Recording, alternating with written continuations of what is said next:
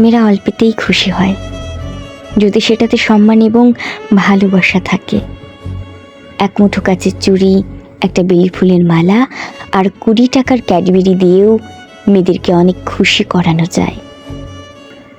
সবচেয়ে গুরুত্বপূর্ণ হলো তাকে স্পেশাল ফিল করানো।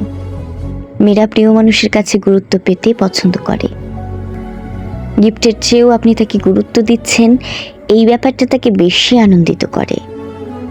সম্মান আর ভালোবাসা দিয়ে মেয়েদেরকে সামান্য কিছু দিন, সেটা তারা যত্ন করে মাথায় তুলে রাখবে। এই যে তুমি আগের মতো হাসো না, ভালোবাসো না, চুপচাপ একা থাকো, আমার বুঝি আফসোস হয় না? এই যে আগের মতো রাত জেগে কথা বলা, হুটহাট অভিমান হলে গাল দুটো লাল হওয়া, জড়িয়ে ধরার বাহানায় দিন রাত অপেক্ষা, কই এখন তো দেখি না। এমন ঝিরিঝিরি বৃষ্টির দিনে আগের মতো ভিজো না, উতলা হয়ে কাছে ডাকো না। আমার বুঝি কষ্ট হয় না, দুঃখ হয় না? এটা যে ভালোবাসা নয়। ভালোবাসলে কি কেউ একা ভোগে, একা পুড়ে বিরহ অনলে? দুঃখে কষ্টে রোগে শোকে এভাবে ফুরিয়ে যেতে চায়?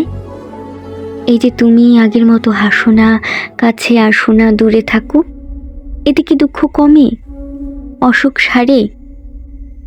ভালোবাসা কাছাকাছি না থাকলে শ্বাসকষ্ট হয়, অসুখ হয়, জ্বর আসে।